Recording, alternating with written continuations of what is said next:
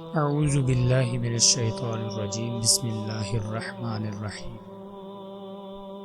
ایک مرتبہ نبی کریم صلی اللہ تعالی علیہ وآلہ وسلم کی خدمت میں ایک شخص حاضر ہوا۔ وہ شخص نبی کریم صلی اللہ تعالی علیہ وآلہ وسلم کی خدمت میں حاضر ہو کر عرض کرنے لگا، یا رسول اللہ صلی اللہ علیہ وسلم، یہاں ایک نوجوان شخص ہے اور اس وقت وہ نزع کے عالم میں ہے، اور اس شخص کو کلمہ طیبہ کی تلقین کی جاتی ہے لیکن اس کے منہ سے یہ کلمہ ادا نہیں ہو رہا، وہ کلمہ طیبہ کو ادا نہیں کر پا رہا۔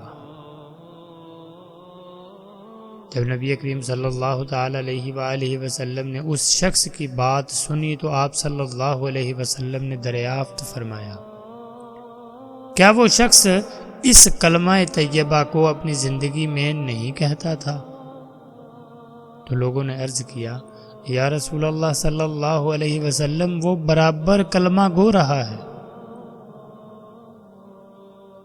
پھر آپ صلی اللہ علیہ وسلم نے فرمایا، پھر کوئی وجہ نہیں کہ جو شخص زندگی میں یہ کلمہ طیبہ کہتا رہا ہو وہ آخر وقت میں یعنی نزع کے عالم میں موت کے وقت کلمہ ادا نہ کر سکے یا کلمہ نہ کہہ سکے۔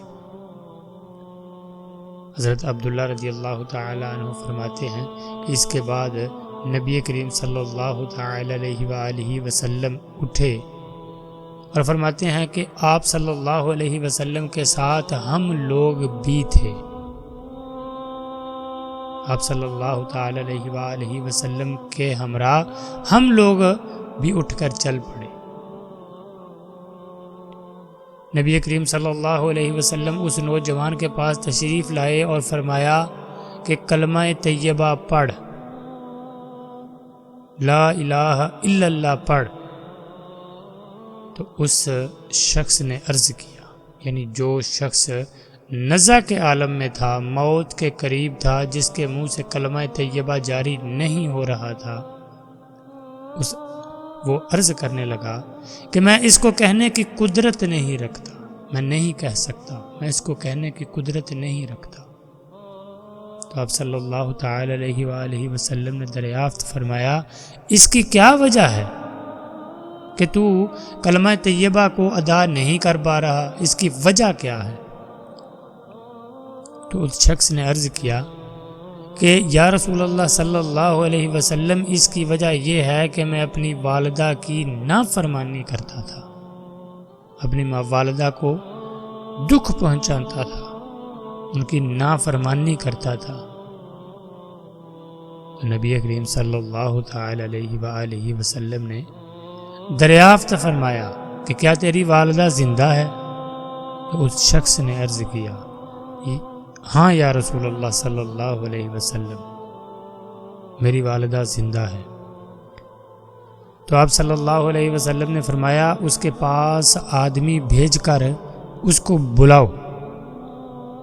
چنانچہ اس شخص کی والدہ کو بلایا گیا۔ پھر نبی کریم صلی اللہ تعالی علیہ وآلہ وسلم نے اس عورت سے دریافت کیا کہ کیا یہ تیرا بیٹا ہے؟ اس عورت نے کہا، جی ہاں یا رسول اللہ صلی اللہ علیہ وسلم، یہ میرا بیٹا ہے۔ اس کے بعد نبی کریم صلی اللہ علیہ وسلم نے اس عورت سے سوال کیا کہ اگر آگ دہکائی جائے اور یہ کہا جائے کہ اگر تو اس لڑکے کی سفارش نہ کرے گی تو اس کو دہکتی ہوئی آگ میں ڈال دیا جائے گا، تو کیا تو اس کی سفارش نہ کرے گی؟ جب نبی کریم صلی اللہ تعالی علیہ وآلہ وسلم کی یہ بات اس عورت نے سنی تو اس نے کہا کہ اس وقت تو میں ضرور اس کی سفارش کروں گی۔ تو پھر نبی کریم صلی اللہ علیہ وسلم نے فرمایا، اللہ کو اور ہم سب کو گواہ بنا کر کہہ دے کہ میں اس اپنے بیٹے سے راضی ہو گئی اور اس کو معاف کر دیا۔ چنانچہ اس عورت نے رضامندی کا اظہار کیا۔ پھر نبی کریم صلی اللہ تعالی علیہ وآلہ وسلم نے اس کے بعد اس قریب الموت جوان سے فرمایا کہ کلمہ طیبہ کہہ، فرمایا لا الہ الا اللہ کہہ۔ اس نے صاف صاف اس کے بعد لا الہ الا اللہ کلمہ طیبہ کی ادائیگی اس کی زبان سے ہو گئی، کلمہ طیبہ اس کی زبان سے جاری ہو گیا۔ جب اس کی ماں نے اس کو معاف کر دیا اور رضامندگی ظاہر کر دی تو اس کے بعد اس کی زبان سے اللہ سبحانہ و تعالی کے حکم سے کلمہ طیبہ جاری ہو گیا، یعنی اللہ سبحانہ و تعالی نے اس کو توفیق عطا فرما دی۔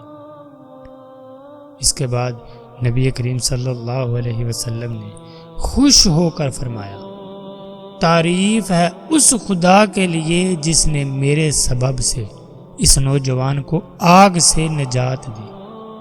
حضرت عبد الرحمن محاربی رحمۃ اللہ تعالی ان کا بیان ہے کہ ایک شخص کی موت کا وقت قریب آیا، جب اس سے کلمہ طیبہ پڑھنے کو کہا گیا تو اس نے کہا کہ میں یہ پاک کلمہ ادا کرنے کی قدرت نہیں رکھتا، اس کی توفیق نہیں رکھتا، کیونکہ میں ان لوگوں کی صحبت میں رہا کرتا تھا جو حضرت ابو بکر صدیق رضی اللہ تعالی عنہ اور حضرت عمر رضی اللہ تعالی عنہ کو برا بلا کہا کرتے تھے۔ تو پیارے اسلامی بھائیوں اور بہنوں، ان واقعات سے یہ ثابت ہوتا ہے کہ جو شخص اپنے والدین کی نافرمانی کرتا ہے، اپنی زندگی میں ان کو دکھ پہنچاتا ہے، ان کی نافرمانی کرتا ہے، ان کو تکلیف پہنچاتا ہے، تو اس سے اللہ سبحانہ و تعالی نزا کے وقت کلمہ طیبہ کی ادائیگی کی توفیق چھین لے گا۔ نزا کے وقت اس کو کلمہ طیبہ نصیب نہیں ہوگا جب تک کہ اس کو اس کے والدین معاف نہ فرما دیں۔ لیکن یہ کس کو پتا کہ موت اچانک بھی آ سکتی ہے۔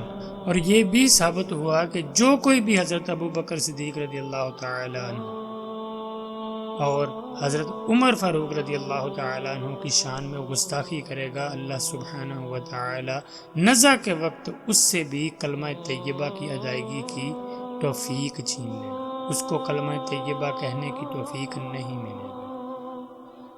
تو اللہ سبحانہ و تعالی ہمیں اپنے والدین کا فرما بردار بنائے اور ان کی خوب خدمت کرنے کی توفیق عطا فرمائے۔ جن کے والدین دنیا میں نہیں، جو دنیا فانی سے کوچ کر گئے، اللہ تعالی ہمیں توفیق دے کہ ہم ان کے لیے صدقہ جاریہ بنے۔ اللہ اور اللہ کے رسول کے بتائے ہوئے راستے پر چلنا ہی ان کے لیے صدقہ جاریہ ہوگا۔ اللہ سبحانہ و تعالی ہمیں توفیق دے، آمین ثم آمین۔ السلام علیکم ورحمۃ اللہ وبرکاتہ۔